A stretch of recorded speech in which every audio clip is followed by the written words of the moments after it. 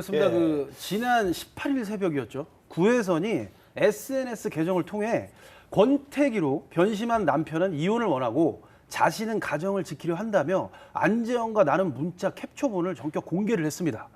그리고 같은 날 오후 두 사람의 소속사 HB엔터테인먼트는 구혜선과 안재현 두 사람의 이혼이 사실이며 둘의 선택을 존중한다라는 공식 보도자료를 배포했는데요. 해당 자료에는 구혜선이 변호사를 선임해 안재현과 이혼 합의서 초안을 작성해 안재현에게 보냈다는 내용도 담겨 있습니다.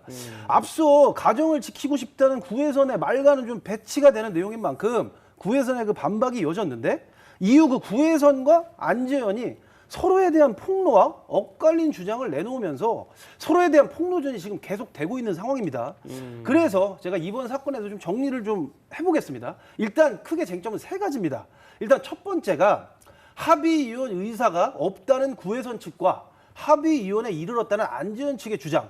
그다음에 두 번째는 이혼에 대한 귀책 사유를 두고 안재현의 책임이 있다는 구혜선의 주장과 결코 부끄러운 행동을 한 적이 없다는 안재현 측의 반박. 그리고 마지막 쟁점은 이혼 합의금 지급 여부를 두고 결혼 기부금 반을 돌려받았을 뿐이라는 구혜선과 또 모두 지급을 했다는 안재현의 주장이 엇갈리고 있는데 현재 그 안재현 측은 구혜선과 나는 그 문자 대화를 모두 공개한다며 으름장을 놓고 있는 상태로 두 사람의 그 파경이 정말 진흙탕 싸움으로 변해가는 모습입니다. 네, 이 파경의 원인과 과정을 두고 두 사람의 입장차가 지금 엇갈리고 있는 상황인데요. 아무래도 이제 그동안 방송을 통해서 두 분의 어떤 모습을 봐왔던 팬들 입장에서는 굉장히 이 상황에 대해서 안타까워할 것 같아요.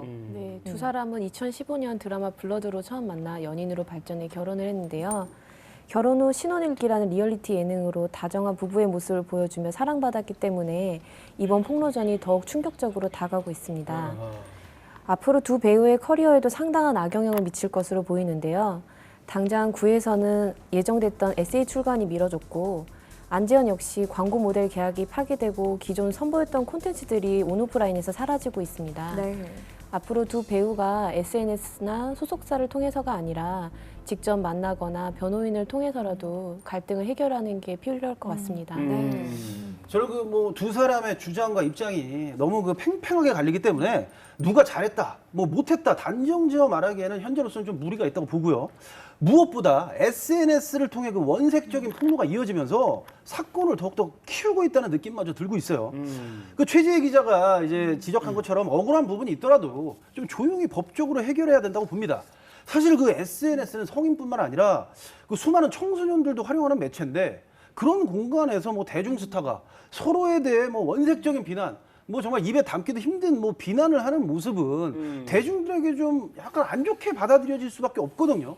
그 두 사람 모두 현재 그 갈등을 잠정적으로 뭐 감정적으로 처리하기보다는 냉정하게 접근할 필요가 있고 제가 마지막으로 하나 더 덧붙여서 말하면 집안 싸움은 그냥 집안 안에서 끝내셨으면 좋겠습니다.